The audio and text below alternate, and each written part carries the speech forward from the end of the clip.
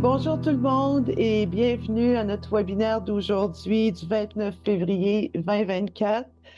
Ça nous fait plaisir d'être avec vous à nouveau pour vous donner de l'information.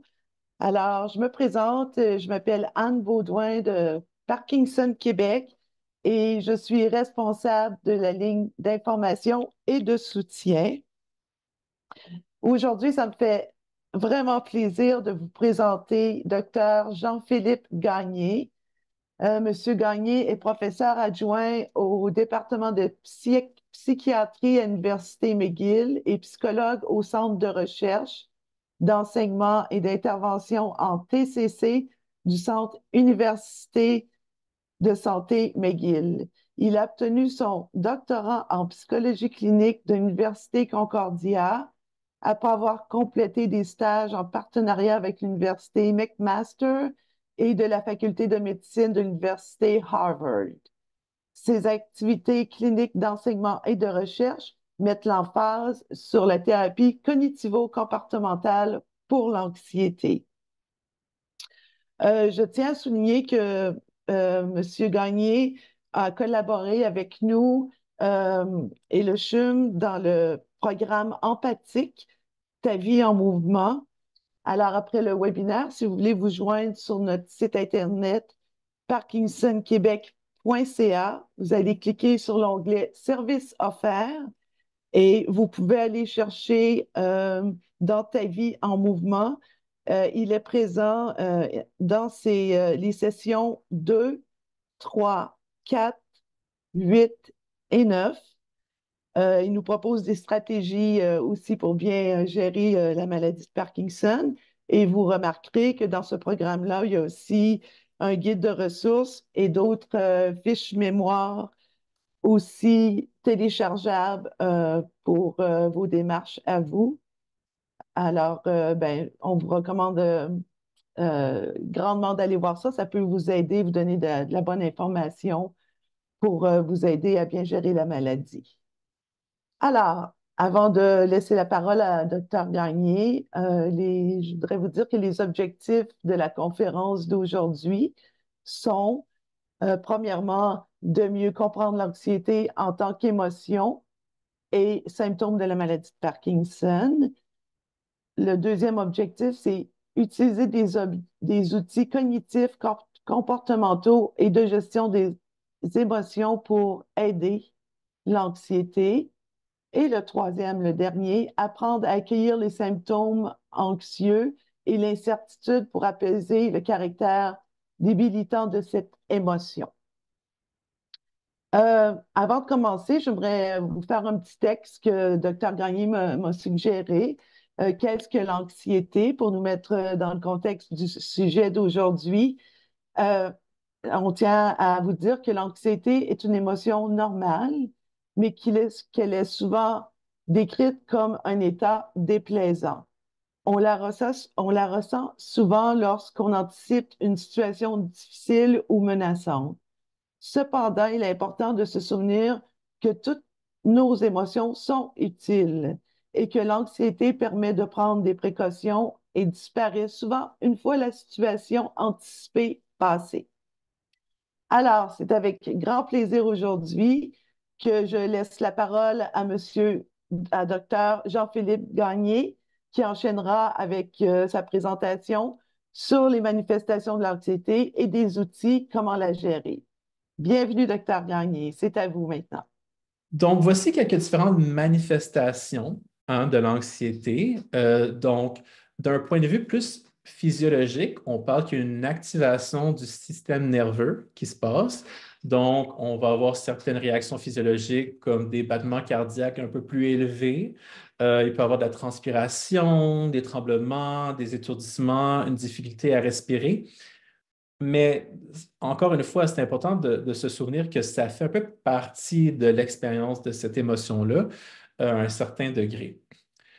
Souvent, quand l'anxiété commence à devenir un petit peu plus problématique, on va voir qu'il va y avoir des comportements d'évitement qui vont se développer. Des fois, de l'évitement, ça peut être assez clair, c'est-à-dire Ah, cette situation sociale, je la trouve trop anxiogène, je n'y vais pas. Mais des fois, les comportements d'évitement, c'est beaucoup plus subtil. C'est-à-dire qu'on y va quand même à la fête, on y va quand même à l'événement social, mais rendu là, on va utiliser quelques stratégies pour un peu comme essayer de gérer. On va rester dans son coin, on va juste parler à une personne, on va essayer d'éviter les gens du regard. Donc, ça compte aussi comme des comportements d'évitement. Souvent, quand on vit de l'anxiété, on a certains types de pensées, c'est-à-dire qu'elles sont souvent plus caractérisées par certains thèmes, comme une surestimation du danger, comme on pense que la menace ou le danger est plus sévère peut-être qu'elle est, ou plus probable même qu'elle pourrait l'être. Et aussi, on voit qu'il y a une sous-estimation de nos capacités d'autogestion, c'est-à-dire que souvent, on sous-estime notre capacité à tolérer l'anxiété ou à tolérer la situation anxiogène, ou même on peut sous-estimer qu'il y aurait aussi un potentiel que d'autres personnes peuvent venir nous aider si on avait besoin d'aide. Donc, c'est un peu comme le caractère des pensées un peu plus négatives qui viennent avec cette émotion-là. Et aussi, des fois, on va voir que ça peut mener à des difficultés à se concentrer ou avoir des inquiétudes un peu constantes, c'est-à-dire un peu se faire des scénarios catastrophiques par rapport au futur, etc. Donc, dans le contexte de la maladie de Parkinson, précisément, on voit qu'il y a 30 à 40 des personnes vivant avec la maladie qui ont des épisodes d'anxiété. Donc, très, très, très, très, très commun. Puis, ça peut venir dans différents contextes. Donc, on peut le voir comme étant comme un symptôme, en fait, qui fait partie de la maladie de Parkinson, comme par exemple à l'annonce du diagnostic. Ça vient avec beaucoup d'incertitudes, évidemment. L'évolution progressive des symptômes aussi est empreinte d'incertitude, donc peut venir avec l'anxiété. L'incertitude en lien avec les fluctuations et les blocages. Donc, tout ça, évidemment, sont des étapes qui ont une certaine incertitude intrinsèque et donc qui vont mener à des manifestations anxieuses qui font un peu partie de cette réalité-là. Il y a aussi dans d'autres contextes de la maladie qu'on peut voir l'anxiété se manifester, comme par exemple, ça peut être un signe précoce de la maladie. Si un peu dans les premiers moments, il y a une certaine dégénérescence qui se fait, et donc ça peut mener à un déséquilibre des neurotransmetteurs, donc une plus grande vulnérabilité aux symptômes anxieux. Aussi, un peu plus tard, on peut le voir dans le contexte d'une diminution de l'efficacité des médicaments. Donc, on va voir que juste avant la prochaine dose, il peut y avoir des symptômes anxieux un peu plus importants qui, par la suite, peuvent s'apaiser avec la prochaine dose. Donc, vraiment, dans ce contexte-là et avec la fréquence, encore une fois, comme on l'a dit, de 30 à 40 on peut voir l'anxiété comme étant l'un des symptômes de la maladie. Donc là, souvent, la question qu'on a, c'est comment, où est-ce qu'on un peu trace la ligne entre comme l'expérience de l'anxiété normale versus quand ça devient un peu plus problématique, comme les signes comme avant-coureurs ou les signes assez concrets parfois, que c'est le temps d'aller chercher de l'aide ou que c'est le temps d'utiliser des stratégies de façon un peu plus fréquente.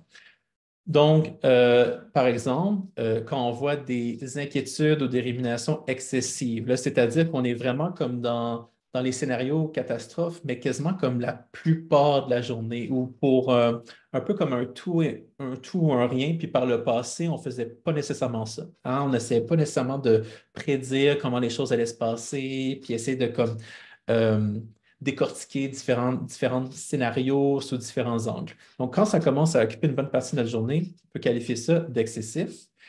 Quand l'anxiété nous mène à avoir de la difficulté à accomplir des tâches du quotidien, alors que par le passé, on pouvait faire ces tâches-là plus ou moins avec facilité. Donc là, hein, si l'anxiété est trop élevée, ben, ça peut mener à des problèmes de concentration, à garder une certaine structure. Aussi, on voit qu'on ne peut pas faire certaines tâches parce qu'elles nous causent trop d'anxiété, donc il y a beaucoup d'évitement. Hein. L'évitement, c'est souvent un signe très concret hein, que l'anxiété est en train de gruger la vie du quotidien. Si vous voyez que vous avez une impossibilité de prendre du repos, c'est difficile de relaxer, de se donner du temps pour relaxer, Ça peut être un autre signe. Et évidemment, qu'on a des symptômes physiques qui ont atteint un niveau qui sont rendus débilitants. Donc, c'est-à-dire comme des crises de panique à répétition, par exemple. Donc, on parle plus juste de comme, tu sais, de temps en temps, quand je suis anxieux, mon cœur bat un peu plus vite. Là, on parle de symptômes qui sont devenus très, très, très dérangeants. Donc, là, on parle un peu comme d'anxiété de façon générale, mais des fois, certaines personnes développent certains troubles anxieux spécifiques. Donc, c'est-à-dire qu'ils sont associés à comme certains thèmes ou certaines situations, certains objets très précis. Donc, on peut les catégoriser. Donc là, ici, on a une liste de troubles anxieux qui sont assez fréquents, mais il y en a d'autres aussi qui peuvent être diagnostiqués, mais je me suis dit, on va se concentrer sur ceux qui sont un peu plus fréquents. Donc, par exemple, on a le trouble d'anxiété généralisée. Donc, ça, c'est un trouble qui est caractérisé par des inquiétudes excessives. Ça, c'est les gens qui sont toujours dans les scénarios catastrophes par rapport au futur, mais vraiment par rapport à plein de thèmes, les choses du quotidien, leur santé, les finances, les relations, etc. Ensuite, on a le trouble panique. Donc, ça, c'est quand les gens vivent des crises de panique de façon un peu inattendue dans leur vie quotidienne. Ils pourraient être en train de regarder la télé et avoir une crise de panique, mais surtout qui ont peur d'en avoir une autre. Et donc, ils vont venir un peu comme restructurer leur quotidien pour éviter d'en avoir d'autres. Puis, malheureusement, c'est l'une des sources du problème, là, c'est qu'on essaie d'éviter. Euh, donc, c'est-à-dire que quelqu'un pourrait avoir des crises de panique, puis s'il dit, ah, ben, tu sais, ça arrive de temps en temps, puis ça ne me dérange pas, ça finit par passer, ce ne serait pas un trouble panique. Tu sais, il faut avoir peur que ça se reproduise. L'agoraphobie, c'est quand on a une certaine peur des lieux où on a l'impression que ça pourrait être difficile de s'échapper, ou des lieux où on pense qu'on pourrait développer des symptômes paniques ou un peu embarrassants. Donc là, on voit de l'évitement, par exemple, euh, de, de l'autobus, du métro, des foules, des ascenseurs, des centres d'achat, ça dépend de la personne, évidemment. Trouble d'anxiété sociale, la peur d'être évalué, jugé de façon négative, et donc ça amène à un évitement de plusieurs situations sociales ou à d'autres comportements d'évitement plus subtils. Donc, ça peut être difficile de, par exemple, aller en cours ou lever la main pendant une réunion, des choses comme ça. Ensuite, on a le trouble obsessionnel compulsif qu'on appelle souvent TOC. Donc, ça, c'est quand les gens ont beaucoup de pensées intrusives non désirées, mais qui n'arrêtent pas de venir à leur tête.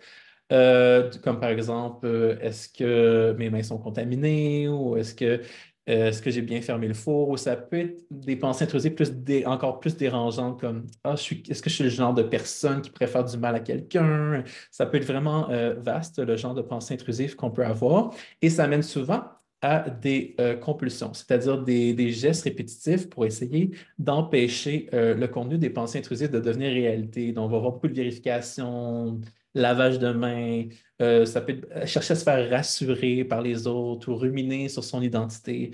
Encore une fois, très vaste l'éventail de compulsions. Et finalement, on a les phobies spécifiques. Donc, ça, c'est comme vraiment une phobie des araignées, phobie des avions, phobie de vomir ou phobie des hauteurs, ou ça peut être encore une fois, très large sur quoi on peut avoir une phobie. Donc, les troubles anxieux sont les troubles de santé mentale qui sont les plus diagnostiqués et plus souvent chez les femmes, selon les diagnostics. À l'échelle mondiale, on parle d'une prévalence au cours de la vie de 31%. La bonne nouvelle, c'est qu'il y a des interventions très efficaces qui existent pour les troubles anxieux. C'est parmi les troubles de santé mentale qui sont le plus facilement traitables, si on veut. Mais seulement 37% des individus affectés se font traiter. Là, on ne parle pas juste d'un point de vue psychologique, là, on parle de tous les types d'interventions qu'on peut prendre pour les troubles anxieux. Là, ça peut être même des antidépresseurs, par exemple. Donc, c'est ça, la bonne nouvelle, c'est qu'il y a des traitements très efficaces, y compris psychologiques, mais malheureusement, il y a un problème d'accès. Donc, d'un point de vue psychologique, c'est de ça dont je suis venu vous parler aujourd'hui, parce qu'évidemment, je suis psychologue, donc c'est là-dessus qu'on se focus. La thérapie cognitivo-comportementale, qu'on appelle TCC, est l'intervention psychologique de choix pour les troubles anxieux. Souvent, on va voir dans les méta-analyses ou les revues systématiques que c'est aussi efficace ou plus efficace à long terme que les antidépresseurs. Et évidemment, aujourd'hui, on va parler de certaines stratégies qu'on utilise, mais c'est important de comprendre que c'est aussi important de consulter si c'est nécessaire pour s'assurer que les interventions que vous recevez sont adaptées à votre problématique et à ce que vous êtes en train de vivre. Donc, évidemment, aujourd'hui, je donne des lignes, des lignes directrices générales, des conseils en général, mais évidemment, pour s'assurer que c'est les bonnes interventions pour vous, quand il y a un problème très, très débilitant, allez consulter un professionnel pour confirmer quoi faire et comment se faire aider. Et évidemment, Parkinson Québec a des liens aussi avec des ressources. Aussi, la dégénérescence progressive des neurones dans la maladie augmente la fréquence et l'intensité des épisodes anxieux. L'apparition progressive des symptômes et l'incertitude vis-à-vis de l'avenir sont des facteurs aggravants. Donc, c'est pour ça que dans un contexte de la maladie de Parkinson, on voit souvent que la TCC peut être très utile pour les symptômes anxieux. Donc, pour un peu cadrer les stratégies dont je vais vous parler au cours du reste de la présentation, c'est important de se baser sur un modèle. Hein. Quand on a un modèle, on comprend mieux pourquoi on fait une certaine stratégie. Donc, je me suis dit que j'allais vous présenter le modèle de base de la TCC, de la thérapie cognitivo-comportementale, qui comprend 3 éléments clés. Donc, on a les pensées. Donc, ça, c'est tout comme les phrases qui nous passent par la tête de façon un peu automatique. On a les émotions, hein, qui sont ce qu'on ressent hein, d'un point de vue émotionnel et physiologique. Donc, ça peut être l'anxiété, la tristesse, la colère, la joie, mais aussi comme palpitations cardiaques, étourdissement, etc. Et, très important, on a aussi les comportements. Donc, les comportements, c'est ce qu'on fait et ce qu'on ne fait pas. Hein. Donc, l'évitement, ça rentre aussi dans la catégorie des comportements. Puis, l'idée, c'est que ces 3 éléments-là en TCC, sont interconnectés. Hein? Donc, c'est pour ça ici qu'on utilise cette figure-là. Donc, quand il y en a un qui bouge, les autres bougent également. Hein? Donc, c'est comme cet engrenage qui se crée entre ces 3 éléments-là. Donc, la façon que je pense va influencer comment je me sens. Comment je me sens va influencer ce que je fais. Et là, ce que je fais va venir influencer la façon que je pense aussi. Donc, c'est un peu comme un cycle. Mais la bonne nouvelle, c'est que ça nous donne plusieurs cibles d'intervention en TCC. On peut travailler les pensées, on peut travailler les comportements, des fois les émotions. Donc, un exemple, si on était pour mettre du concret sur ce modèle-là, si par exemple j'ai la pensée, je n'arriverai plus jamais à faire des activités. Mais c'est sûr que de penser de cette façon-là, ça peut me rendre anxieux par rapport au futur. Et cette anxiété-là peut un peu m'influencer dans mon comportement et mes décisions, puis me faire, par exemple, décliner une invitation d'aller marcher au parc. Mais là, l'engrenage ne finit pas là. Le fait d'avoir évité d'aller au parc peut venir renforcer l'idée initiale que je ne serai plus jamais capable de rien faire. Et là, on voit que la prochaine fois, on va être encore comme plus anxieux à l'idée de faire ces choses-là. Fait qu'on est un peu comme pris dans l'engrenage, mais heureusement, avec la TCC, comme je vous ai dit, on peut aller cibler certains de ces engrenages-là. Donc, évidemment, dans toute situation de la vie, vous avez des pensées, des émotions, des comportements. Fait que ce modèle-là peut s'appliquer à peu près n'importe quelle situation, même une situation un peu plus plaisante ou positive où on aurait vu la joie, par exemple, comme émotion. Donc, parlons de certaines stratégies pour chacun de ces engrenages, en fait. Puis on va commencer avec le côté plus cognitif au niveau des pensées. Donc, parlons de pensées négatives. Donc, je disais, l'anxiété mène souvent à un contenu cognitif qu'on dit qui est empreint de distorsion. Hein? C'est-à-dire qu'on a une pensée qui n'est pas nécessairement une réflexion très objective de la réalité. Elle a comme des éléments qui font en sorte qu'elle est beaucoup plus comme négative si on compare à ce qui se passe vraiment en réalité. Donc, ça, on appelle ça des distorsions cognitives. Et sur un premier plan, ça peut être utile de juste reconnaître des distorsions cognitives, de juste être capable de les nommer. Déjà, ça peut mener à une situation qui devient un peu plus légère. Mais on peut même aller à une étape plus loin, puis on peut essayer de remplacer nos pensées négatives qui ont des distorsions par des pensées, comme on dit, basées sur les preuves. Donc, on ne va pas dire comme, OK, juste des pensées plus positives. Tu sais, c'est pas ça notre objectif avec la TCC ou en thérapie, de remplacer du négatif par du positif. C'est plus d'aller sur des pensées plus réalistes, c'est-à-dire qui ont du soutien selon ce qu'on est capable d'observer, selon les preuves. Donc, ce n'est pas qu'on essaie de faire croire à quoi que ce soit qu'il y a des arcs-en-ciel, puis des licornes à l'extérieur. C'est plus qu'on veut penser de façon plus réaliste pour remplacer ces distorsions cognitives-là.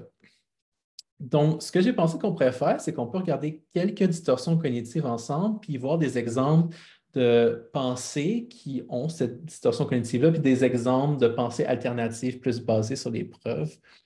Donc, la première qu'on a, c'est la pensée dichotomique, qu'on appelle aussi le tout ou rien. Donc, ça, c'est quand on pense de façon binaire. Donc, tout est blanc ou tout est noir et on néglige un peu les zones de gris entre les deux. Mais le problème, c'est que dans la vie, c'est très rare que c'est noir ou blanc, hein. On est souvent dans la zone grise, puis c'est comme si cette distorsion cognitive-là nous faisait manquer les nuances dans la situation qu'on est en train de vivre. Donc, par exemple, quelqu'un pourrait dire, si je ne suis pas en forme à 100%, je suis un échec. Là, on peut voir qu'évidemment, il n'y a vraiment pas de place à la zone de gris ici. Là, même un 99%, hein, c'est un échec. Donc là, c'est utile de dire, écoute, je suis en train de faire du tout ou rien, là, je suis en train de faire de la pensée dichotomique. Juste ça, ça peut vous aider. Mais comme je vous ai dit, vous pouvez aller sur une étape supérieure puis dire, OK, bon, si je regarde vraiment qu'est-ce qui est en train de se passer, ce serait quoi une pensée alternative? Donc ici, on a même si je vis une journée nuancée en termes de niveau d'énergie, je peux essayer d'accomplir mes activités et même en réussir certaines. Donc, comme je vous ai dit, la pensée alternative, c'est pas non, non, je fais à 100% tout le temps, je n'ai pas à m'inquiéter de rien. Non, c'est plus une pensée réaliste qui peut nous donner un petit coup de pouce. Ensuite, on a ce qu'on appelle la surgénéralisation. Donc là, ça, c'est quand on tire une conclusion générale sur la base d'un seul ou de juste de quelques incidents. Donc, il arrive une chose, puis là, tout à coup, c'est un pattern. Ça, c'est la surgénéralisation.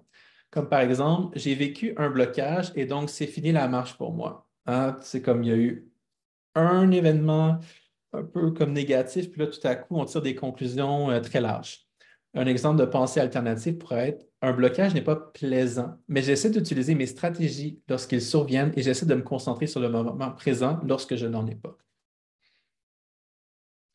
Ensuite, on a la personnalisation. Ça, c'est la distorsion que lorsqu'on dit que des causes extérieures sont attribuées à nous-mêmes. Fait que c'est un peu comme se blâmer à 100% alors qu'il y avait d'autres facteurs extérieurs à prendre en ligne de compte. Comme par exemple, j'ai dû faire quelque chose de mal pour mériter toute cette souffrance.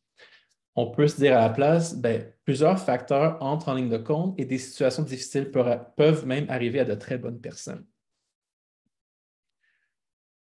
Une autre distorsion cognitive très fréquente, c'est le raisonnement émotionnel. Ça, c'est quand on se sert de ses sentiments, de comme son gut feeling, comme s'il s'agissait d'une preuve, hein? Comme par exemple, je me sens anxieux, donc il y a sûrement un danger à venir. On a utilisé une émotion ou un feeling du moment pour justifier notre environnement ou le futur qui est tout à fait incertain, en fait. Alors, on peut dire, l'anxiété est une émotion normale qui va et vient pour plusieurs raisons et je n'ai pas toujours besoin de savoir pourquoi. Elle survient pour continuer ma journée. Et j'ai aussi l'inférence arbitraire. Ça, c'est tirer des conclusions hâtives à partir de peu de preuves. Donc, c'est ce qu'on appelle sauter aux conclusions, hein? Donc, par exemple, il est évident que je ne pourrai plus jamais faire d'activité. Ça, je l'avais nommé comme exemple dans mon modèle de TCC. Qu'est-ce qu'on pourrait se dire à la place qui est un peu plus basé sur les preuves? Et évidemment, là, ça va dépendre de vous. Ça, c'est un exemple. Je ne peux pas deviner ce que l'avenir me réserve, mais je peux continuer à essayer de faire des activités tout en tolérant cette incertitude. Donc là, on voit qu'on vient un peu muscler muscler ce muscle de tolérance à l'incertitude plutôt que de s'auto-limiter dans notre quotidien. Donc, ça, c'était d'un point de vue plus pensée, mental, stratégie cognitive qu'on peut utiliser. Maintenant, on va aller plus vers les stratégies comportementales. Qu'est-ce qu'on peut faire au niveau de nos actions pour aider avec l'anxiété? Donc, l'évitement, comme j'ai dit, est une manifestation très, très, très, très fréquente de l'anxiété. Et en fait, on dit souvent que l'évitement, du moins d'un point de vue cognitivo-comportemental, est votre pire ennemi. L'idée, c'est qu'il maintient et même aggrave l'anxiété au fil du temps. Mais pourquoi? L'idée, c'est que l'évitement rappelle, à chaque fois qu'on évite, ça rappelle au cerveau que la menace doit être réelle. Parce que pourquoi j'aurais évité sinon? Hein? Donc, c'est un peu comme si on donnait une preuve que la menace est réelle chaque fois qu'on évite. Puis, comme je l'ai dit avant, l'évitement, tu sais, c'est très large. C'est pas juste comme Ah, j'ai pas été. Oui, évidemment, ça en fait partie, mais ça peut être aussi plus subtil. Hein. C'est-à-dire, oui, mettons, je vais à la fête, même si j'ai beaucoup d'anxiété sociale, mais rendu là, je vais rester dans mon coin. Ben, encore une fois, si je reste dans mon coin, ça vient confirmer qu'il y avait sûrement du danger, qu'il y avait une menace dans le reste de la fête, si je suis resté dans mon coin. Fait que c'est un peu donner des preuves de cela à son cerveau. Donc, puis l'idée, c'est que le plus qu'on évite, ben, le plus que c'est difficile, en fait. Hein. Donc là, évidemment, ça aggrave le trouble au fil du temps. Donc, l'idée, c'est ne laissez pas l'anxiété décider pour vous. Si une activité ou une situation est importante pour vous, si elle est comme en lien avec vos intérêts, avec vos buts dans la vie, avec vos valeurs surtout, faites plutôt une expérience comportementale pour accumuler des preuves.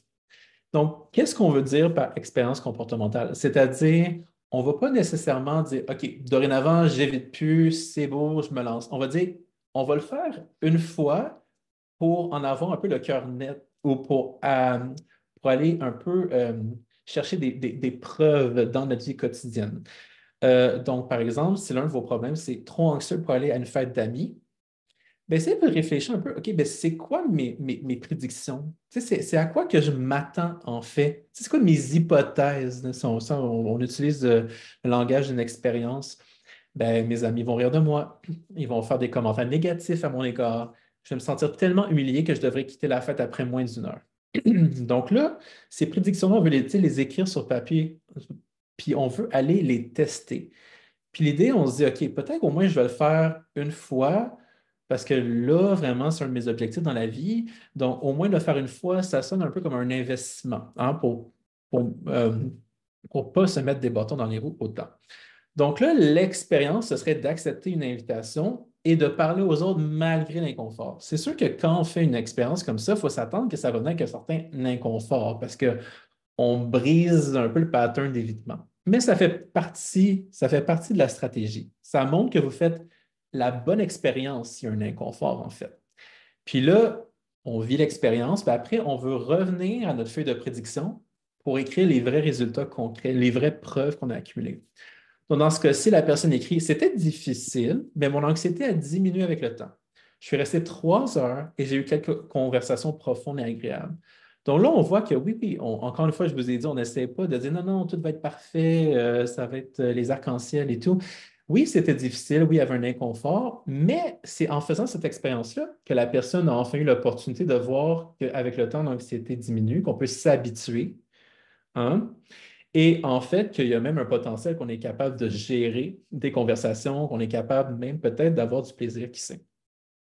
Donc ça, c'est une stratégie qui est un peu plus comme, on va le faire une fois, on va comparer nos prédictions et les résultats, puis on va prendre des décisions après pour le futur. On utilise les preuves, les résultats pour se dire, OK, ouais, peut-être la prochaine fois, je devrais y aller parce que c'est ce que les preuves me disent de faire. Donc ça, expérience comportementale. Ensuite, une autre stratégie qui est similaire, mais à certaines nuances, c'est l'exposition graduée. Donc là, l'idée, c'est que si la situation est vraiment trop anxiogène, on peut se créer ce qu'on appelle une hiérarchie d'étapes pour éventuellement y arriver. Puis, vous pouvez même répéter certaines étapes pour qu'elles deviennent plus faciles au fil du temps. Là. On ne doit pas nécessairement se forcer là, de monter notre échelle très rapidement. Et ce qui arrive, c'est que souvent, notre anxiété diminue avec la répétition d'étapes parce qu'on apprend que la situation est moins dangereuse qu'on pensait et ou qu'on est capable d'affronter ses peurs. Donc, même si l'étape ultime vous semble tellement, tellement loin ou tellement impossible, l'idée, c'est qu'au fur et à mesure des étapes, il va y avoir des nouveaux apprentissages qui vont se faire. Ce qui va faire en sorte que l'étape là, qui semblait tellement loin ben, va un peu comme diminuer au niveau de son anxiété au fur et à mesure qu'on grimpe notre hiérarchie. Et comme je vous ai dit, là, vous pouvez y aller à votre rythme, puis vous pouvez répéter des étapes si vous voulez. Mais souvent, on voit en clinique que les gens vont finir par sauter quelques étapes. Parce que, ah non, mais finalement, j'ai appris X, Y, Z, fait que je peux essayer telle affaire qui s'en vient bientôt dans ma vie quotidienne. Donc, on voit que même s'il y a une hiérarchie, là, après quelques séances, il y a une certaine soif de continuer, en fait, et même d'aller chercher d'autres opportunités qui étaient soit plus haut sur leur hiérarchie ou même pas dans leur hiérarchie. Donc, ça, c'est de l'exposition graduée. Donc, comme je vous ai dit, les expériences comportementales, c'est un peu plus comme je vais le faire, plus une ou deux fois pour avoir des résultats, pour avoir des preuves, versus l'exposition graduée. Il y a une certaine idée qu'on s'habitue au fil du temps avec la répétition. Il y a une certaine fréquence qui vient avec l'exposition graduée. Donc, je vous ai mis des exemples comme de différentes expositions, hiérarchies dans un contexte, par exemple, d'anxiété sociale. Ici, quelqu'un pourrait dire, OK, premièrement, je vais poser une question dans un magasin. Je vais commencer avec ça. Après, je vais appeler une amie proche. Ça peut être difficile pour quelqu'un de parler au téléphone. Ensuite, une fois que j'ai travaillé tout ça, je vais accepter une invitation pour souper avec deux amis proches. Ensuite, je vais participer 3 fois dans une réunion de travail. Ensuite, je vais accepter une invitation à une fête avec des amis proches et des inconnus. Donc, on voit qu'on grimpe l'échelle. Ensuite, je vous ai mis d'autres exemples d'exposition graduée pour quelqu'un, par exemple, qui a un trouble panique ou de l'agoraphobie. Donc, quelqu'un qui aime vraiment pas ressentir des sensations physiques là, comme des battements de cœur ou des étourdissements, ou quelqu'un qui évite tout ce qui est, comme on le dit, comme ça peut être les foules, ou ça peut être les salles de spectacle, ou ça peut être le centre d'achat. Donc, comment est-ce qu'on arrive là? Ben, par exemple, des fois, on peut commencer un petit peu plus bas, comme boire un café. Tu sais, ça va accélérer le rythme cardiaque, puis on va s'habituer tranquillement. Puis, en plus, ensuite, on peut dire faire de la marche rapide. Tu sais, on voit souvent que des gens qui ont un trouble panique ben, évitent le gym, évitent l'exercice, parce que ça active les sensations physiques. Ensuite, faire du jogging sur un tapis roulant. Ensuite, ça peut être prendre le métro par une journée très chaude, à l'heure de pointe. Tu sais, on va aller chercher des éléments un peu plus anxiogènes parce qu'on est en train de monter l'échelle. Euh, un peu plus tard, ça peut être aller dans une salle de spectacle bondée et être au centre d'une rangée. Hein. Même si on a une certaine impression d'être pris, on peut s'habituer au fil du temps, à accueillir l'anxiété, faire des nouveaux apprentissages surtout.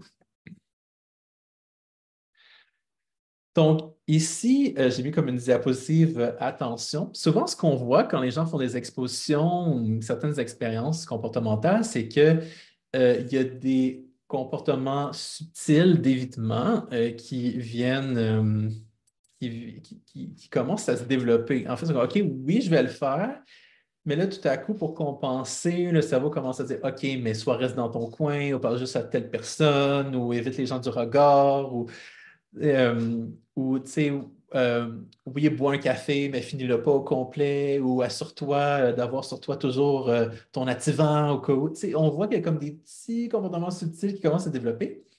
Donc là, j'ai comme mis une liste de différents comportements d'évitement qu'on peut voir dans un contexte clinique, mais sont très personnalisés. Hein. En fait, des fois, c'est même des choses un peu plus mentales, là, comme les gens vont essayer de se rassurer à répétition, là, comme ça va être correct, ça va être correct. Tout ça, en fait, c'est des comportements d'évitement. C'est pour ça que attention, ça peut être très, très, très subtil, comme rester dans son coin, ne pas participer aux conversations, devoir se faire rassurer tout le temps par d'autres, par soi-même.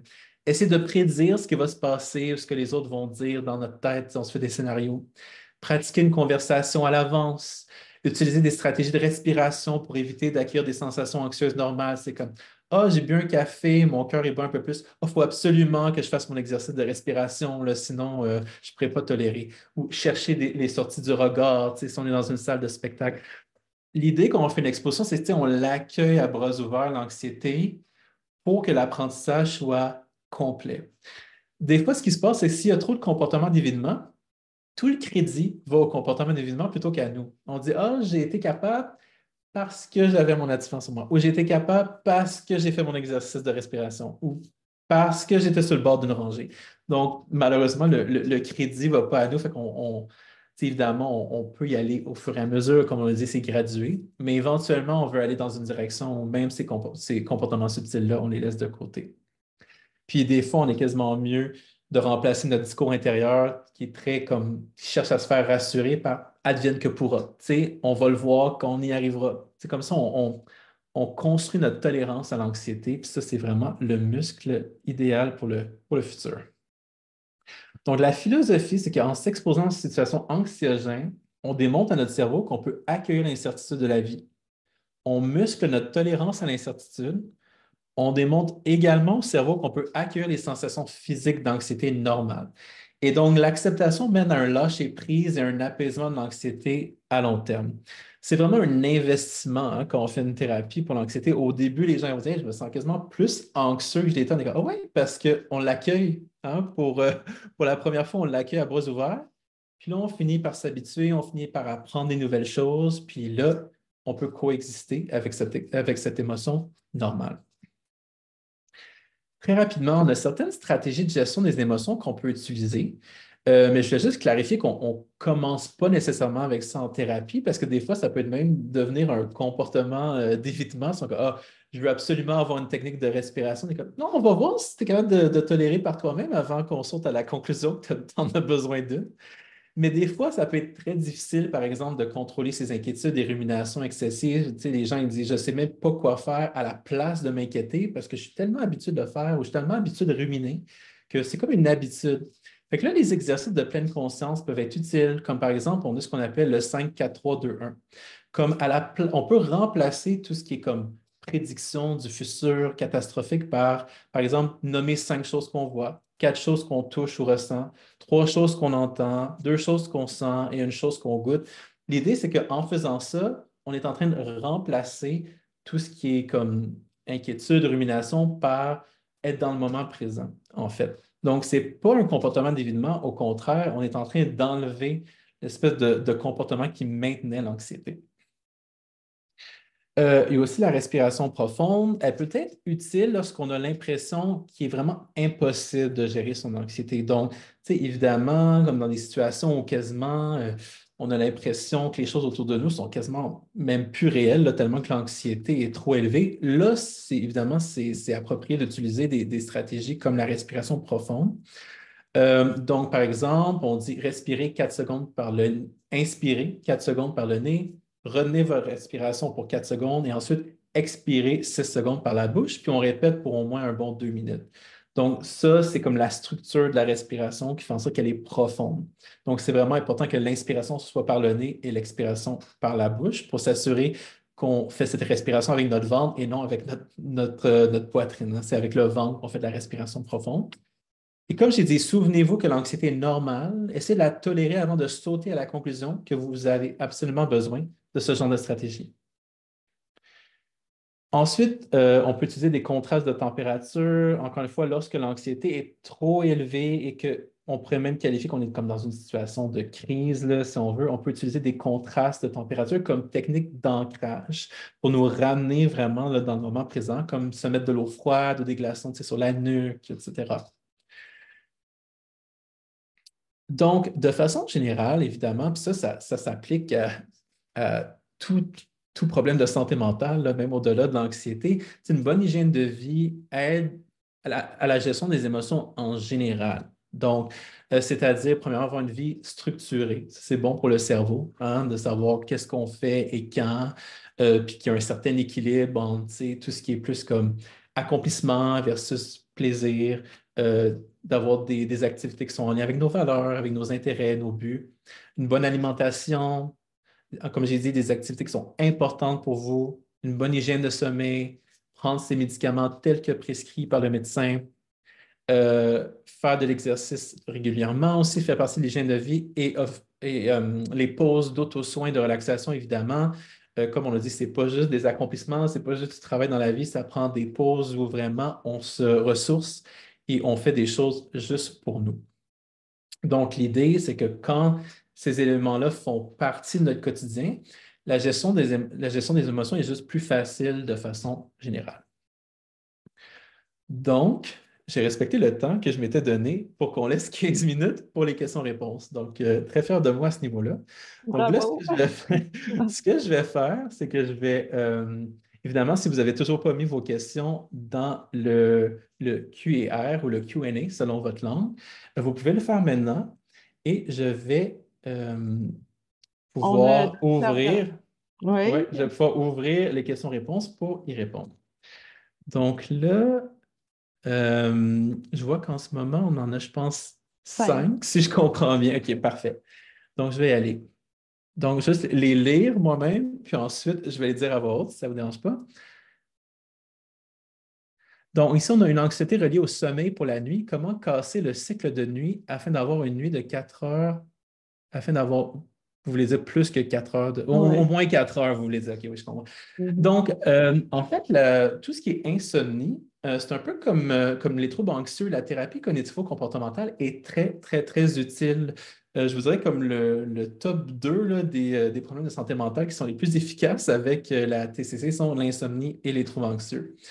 Donc là, quand on souffre d'insomnie, puis qu'au fil du temps, on commence à développer quasiment une peur du sommeil, une anxiété autour du sommeil, tellement que l'insomnie est sévère, il y a quelques petits trucs qu'on peut utiliser qui sont en fait même pas vraiment le genre de trucs qu'on entend parler en société au niveau de l'hygiène de sommeil, là. En fait, ce qu'on veut avoir, premièrement, c'est une heure de réveil qui est la même tous les jours. Hein, premièrement, ça, c'est très important. Donc, souvent, on va mettre l'emphase, oh non, non, mais il faut que tu te couches tôt, il faut que tu te couches à la même heure. En fait, non, on veut se réveiller à la même heure.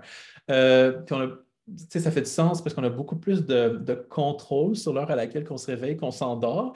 Puis aussi, l'idée, c'est que le plus quand on se réveille à la même heure de façon constante dans la vie quotidienne, on a un peu comme le même degré de fatigue qui s'accumule tout le temps à la même fréquence. Donc, ça permet d'avoir une envie de dormir à une heure similaire plus tard dans la journée. Donc, on veut se réveiller à la même heure. Puis aussi, on veut garder notre lit juste pour le sommeil. Donc, des fois, on va voir que les gens, ils commencent à travailler dans le lit ou ils commencent à regarder la télé, à lire, à être sur leur cellulaire ou même à comme ruminer ou à s'inquiéter dans le lit. Donc, on veut s'assurer que le lit est vraiment réservé pour dormir. Et ça veut dire que si au début de la nuit, c'est difficile pour vous de vous endormir, bien, dans le fond, il faut sortir du lit, aller faire autre chose, puis juste revenir quand nos yeux se ferment à nouveau. Et même si l'insomnie arrive en plein milieu de la nuit, il faut aussi sortir du lit et revenir seulement quand on a besoin de dormir à nouveau. Puis aussi, des fois, ce qu'on voit, c'est que les gens se couchent trop tôt, en fait. Donc là, ils disent, ah, ben là, je vais essayer de comme bien dormir, fait que je vais me coucher tôt. Mais là, en fait, ils n'ont pas accumulé assez de fatigue quand ils font ça. Puis là, ils se ramassent un peu comme à attendre le sommeil dans leur lit, mais tout ce temps-là, ils ne dorment pas dans leur lit. Fait que là, le lit commence à être un lieu d'anxiété.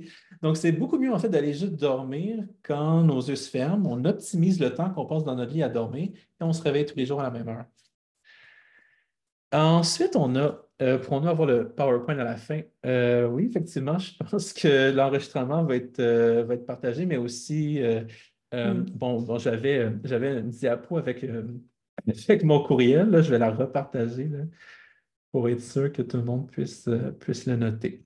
Puis aussi, docteur Gagné, ça va être, pardon, ça va être rediffusé sur YouTube. Alors, Donc, les gens peuvent vraiment, la là, revoir. le lien va être diffusé par Parkinson Oui, Québec. ils vont pouvoir revoir. Puis d'ailleurs, moi, je vais la réécouter aussi parce que j'adore vos conseils. Merci. Ensuite, on a attends, comme répondu. Oui, parfait. Ensuite, on a donc Ativan Benzo est-il un bon outil pour les troubles paniques? Iriez-vous ce qu'on prescrit quotidiennement? Donc, juste pour clarifier, donc moi, je suis psychologue, donc je ne prescris pas de médicaments. Et tout ce qui est médication, évidemment, il faut en parler avec la personne qui le prescrit, donc que ce soit votre médecin de famille, psychiatre, etc. Tout ce que je voulais dire en fait là-dessus, c'est que j'en ai un peu parlé dans ma présentation, c'est que parfois les benzos deviennent un comportement d'évitement. Tu sais, on les a sur nous, on les prend dès qu'il y a un petit signe d'anxiété qui nous empêche en fait d'apprendre qu'on peut tolérer l'anxiété. Donc, c'est sûr que si votre médecin vous dit, oui, il faut que tu l'apprennes à tel moment, puis tu sais, oui, faites ce que votre médecin vous dit, mais d'un point de vue TCC, et vous pouvez en parler avec votre médecin si vous voulez, euh, en prendre aux besoins, si on veut, à chaque fois qu'on ressent de l'anxiété, nous empêche d'apprendre qu'on peut peut-être tolérer mieux qu'on pense. Donc, C'est une discussion que vous pourriez avoir avec votre médecin d'un point de vue cognitivo-comportemental. Là. C'est plus comme tout ce qui est comme antidépresseur, en fait, qui est utile pour le long cours, là, plutôt que des benzos pour les troubles anxieux. Y a-t-il une distinction entre le stress et l'anxiété? Souvent, c'est sûr que c'est le même système nerveux qui est activé, hein. Donc, on parle d'un peu de sensations physiques assez similaires, tout comme c'est le même système nerveux qui est activé quand on est excité, quand on est content ou quand on est en colère. C'est plus comme le contenu cognitif qui va faire en sorte comme nos pensées qui vont faire en sorte qu'on perçoit une émotion différemment. Donc, l'anxiété, on parle plus d'anticipation, c'est quelque chose qui pourrait peut-être pas arriver, l'incertitude, versus le stress, c'est comme on est en plein dedans, puis on a l'impression qu'on n'a pas les ressources pour gérer. Donc, le stress, c'est un petit peu plus présent, puis l'anxiété, c'est un peu plus orienté vers le futur. Euh, Quel comportement proposez-vous au conjoint de la personne qui fait une crise de panique? Ouais. Donc, c'est sûr que quand la crise de panique est là, tu sais, tu sais, ça fait un peu partie, ça fait un peu partie de la vie, là. C'est très, très, très déplaisant, mais il y a 50% de la population qui vont faire au moins une crise de panique dans leur vie. Comme j'ai dit, ce n'est pas nécessairement parce qu'on a une crise de panique qu'on a un trouble panique. Donc, quand on a une crise de panique, la meilleure chose qu'on peut faire, c'est de la laisser passer d'elle-même. Comme j'ai dit, c'est souvent on a tendance à dire, ah, il faut absolument que j'aille chercher ma bouteille d'eau, il faut absolument que je prenne mon activant, il faut absolument que je tienne quelque chose pour ne pas tomber. Mais c'est vraiment de laisser le système nerveux faire sa job, si on veut, puis elle va finir par diminuer. Une crise de panique, c'est souvent c'est plus court qu'on pense, en fait. Puis, donc, vraiment, tu sais, le conjoint peut soutenir quelqu'un pendant que c'est en train d'arriver, c'est-à-dire comme, tu sais, ça va finir par passer, on est là, on la tolère ensemble, sans nécessairement vraiment venir comme rassurer absolument, là. Comme on a dit, on est plus dans le soutien que dans la réassurance quand on parle de troubles anxieux. Puis, quand on a un trouble panique, c'est plus dans la vie quotidienne, hein, qu'on veut éviter les comportements d'évitement, hein. C'est-à-dire que si on dit, oh non, non, moi, non, non, le jogging, c'est pas pour moi, ça me fait des crises de panique, ben, peut-être tranquillement, pas vite, il faut se diriger vers le jogging, en fait. Ensuite, on a pu vous répéter la stratégie du 5-4-3-2-1. Oui, donc l'idée, c'est une stratégie d'ancrage, en fait, qui nous permet d'être moins dans les ruminations, puis un peu plus dans le moment présent. Donc, c'est d'aller nommer 5 choses qu'on voit, d'aller nommer 4 choses qu'on ressent, qu'on peut toucher, comme, ah, tu sais, je ressens la chemise, ma chemise sur ma peau, ou mes pieds contre le sol. 3 choses qu'on entend, tu sais, ah, j'entends le ventilateur de mon ordinateur. 2 choses qu'on sent dans notre environnement avec le nez et une chose qu'on goûte. Donc, l'idée, c'est qu'on est plus connecté avec nos sens que dans des scénarios catastrophiques qui vont peut-être même pas arriver, en fait. Et donc, ça, tu sais, ça peut être à voix haute, ça peut être dans votre tête, et on peut la refaire si on a besoin de s'ancrer encore plus. Donc, 5 nouvelles choses que je peux voir, 4 nouvelles choses que je peux toucher. Comment amener une personne à consulter pour son anxiété qui lui nuit au quotidien, mais qui refuse catégoriquement de consulter? Oui, ça, on entend ça pour différents troubles de santé mentale, pas juste pour l'anxiété. Ce qui est important de comprendre, c'est que quand la motivation intrinsèque n'est pas là, euh, d'aller un peu essayer d'encourager quelqu'un à répétition, ça peut aller dans le mauvais sens. Ça peut même les dissuader encore plus de consulter.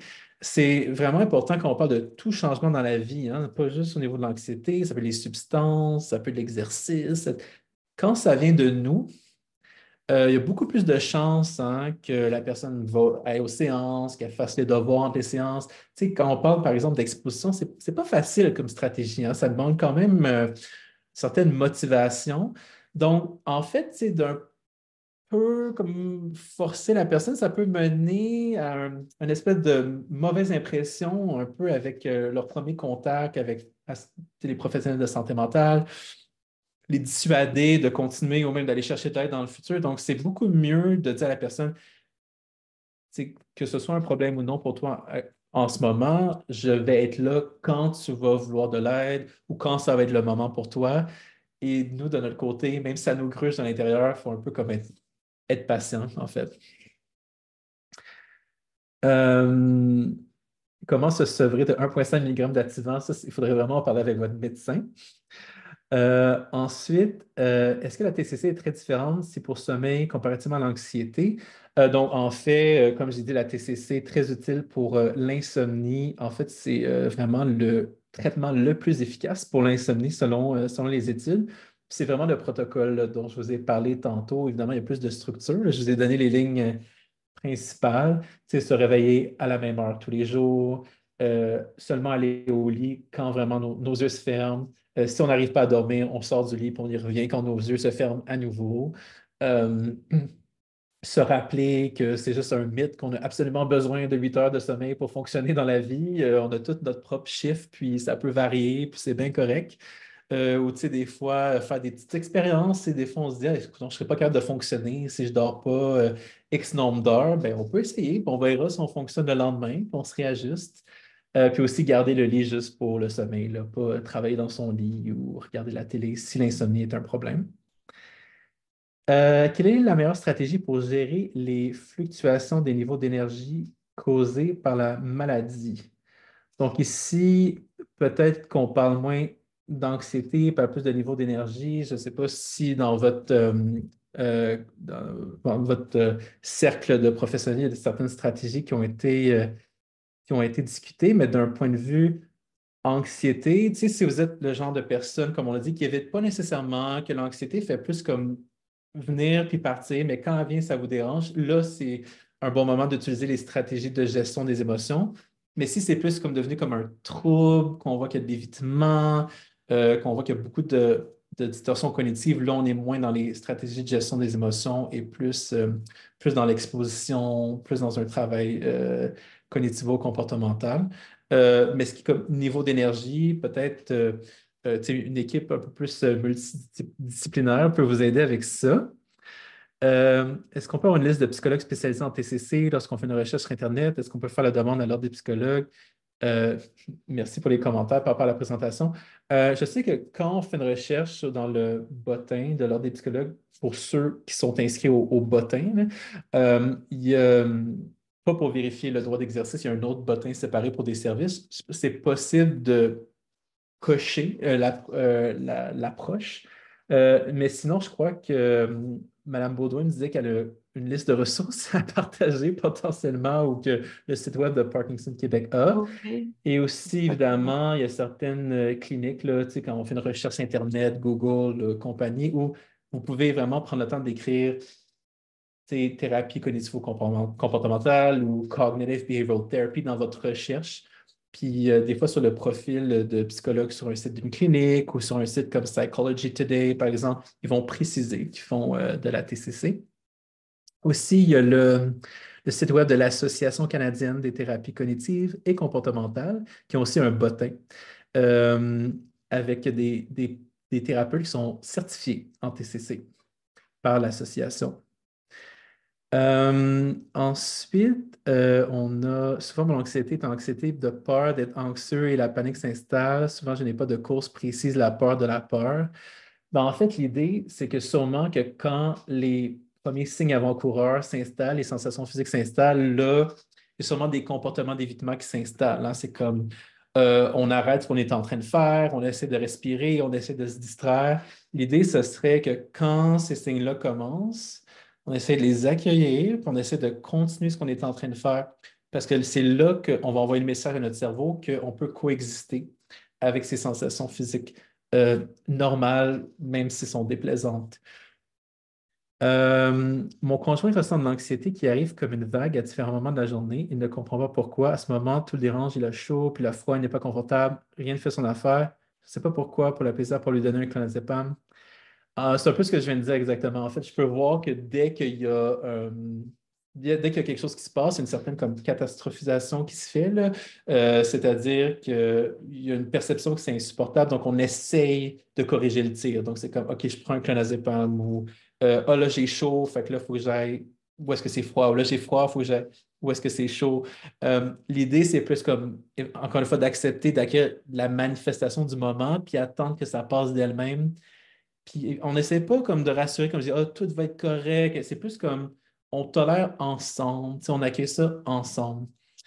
Donc souvent, ce qu'on fait intuitivement vient renforcer le trouble anxieux. Là. C'est un peu dommage que ce soit comme ça, mais La bonne nouvelle, c'est qu'on a des stratégies. Mais quand on y pense, avec le modèle, ça a du sens parce qu'on s'empêche d'apprendre que c'est peut-être correct de le vivre. Donc là, je vois qu'il nous reste 1 minute et je sais que Mme Bourdouin avait aussi quelques annonces à faire. Puis je vois aussi que les questions continuent à s'accumuler. Comme j'ai dit, là, n'hésitez pas à m'écrire ou à revoir les diapositives si ça peut vous aider. Et je vais laisser Mme Baudouin dire quelques mots de la fin, mais je voulais vraiment vous remercier pour toutes vos questions, à tous les participants qui sont venus. J'espère que ça vous a aidé. J'espère que vous allez pouvoir tirer quelques stratégies de ma présentation. Et encore une fois, merci à Mme Baudouin à Parkinson Québec d'avoir pensé à moi. Merci. Ben, c'est à moi de vous remercier, Dr. Gagné. J'ai vraiment apprécié votre présentation. Puis ce que je me rends compte, c'est qu'on est vraiment sur la même longueur d'onde. Au niveau de la ligne d'information, c'est pas mal ce qu'on conseille à notre communauté. C'est ce que j'aime, ce que je retiens, en fait, j'aime beaucoup le fait d'accueillir ce qui se passe dans nous, ce qu'on vit. Puis je trouve que ça peut se transférer aussi avec d'autres situations de la vie quotidienne. Parce que combattre, ça peut créer des tensions aussi. Donc, j'adore ce point-là. Puis aussi, ce que j'aime, ce qu'on conseille beaucoup, c'est de remplacer la pensée réaliste ou négative, si on peut dire ça comme ça, par une pensée positive. C'est vraiment un bon truc. Et ce qu'on se rend compte, c'est que les gens qui ont la maladie de Parkinson ont tendance à s'isoler. Donc, dans vos conseils, je trouve ça super intéressant, spécifiquement au niveau des prédictions, euh, de sortir, d'aller tester, de travailler l'anxiété. Puis plus que les gens se mettent en action, mieux qu'ils vont vivre leur anxiété, plus qu'ils vont l'accepter. Alors, je suis très, très reconnaissante de la présentation que vous nous avez donnée. C'était vraiment fantastique. Je suis certaine que les gens de notre communauté ont appris beaucoup. Je vous remercie infiniment, Dr. Gagné. C'était super aidant, j'en suis convaincue. Merci beaucoup à vous également. Alors, je voudrais remercier aussi vous, les participants, d'avoir été là, d'avoir été proactifs dans les questions, des superbes questions que vous avez posées. Comme Dr. Gagné a dit, il peut répondre à vos questions. Et nous, sur la ligne 1-800 aussi, si vous nous appelez, on peut répondre à vos questions. On ne vous laisse pas comme ça, sans ressources. Donc, c'est le numéro 1-800-720-1307. Puis vous pouvez aussi aller visiter notre site web parkinsonquebec.ca. Alors, je vous remercie encore une fois. Je remercie Joël qui nous a aidés à la technique aujourd'hui. Ça a été fait une super job, Joël. Merci beaucoup. Et Oriane, qui nous a aidés à la préparation de ce webinaire. Et Diane, qui est toujours là pour la communauté, pour les aider à s'inscrire et à se connecter à nos webinaires. Merci beaucoup, Diane. Pour terminer, je voudrais faire l'annonce de notre prochain webinaire qui aura lieu le 28 mars. Comme vous savez, c'est une fois par mois, le dernier jeudi de chaque mois, à 14 heures, et on va avoir un témoignage d'une personne qui a le diagnostic de Parkinson depuis 2008. Alors, ça va être un témoignage très inspirant pour vous aider à tous à bien gérer la maladie. On a bien hâte de ça. Et aussi, depuis quelques mois, on a commencé les webinaires scientifiques et on en a un le 14 mars et le 26 mars. C'est pas grave si vous n'avez pas tout noté parce que vous pouvez consulter nos réseaux sociaux, que ce soit Facebook, LinkedIn et notre infolette, que vous pouvez vous inscrire sur notre site Internet et vous recevrez toute l'information.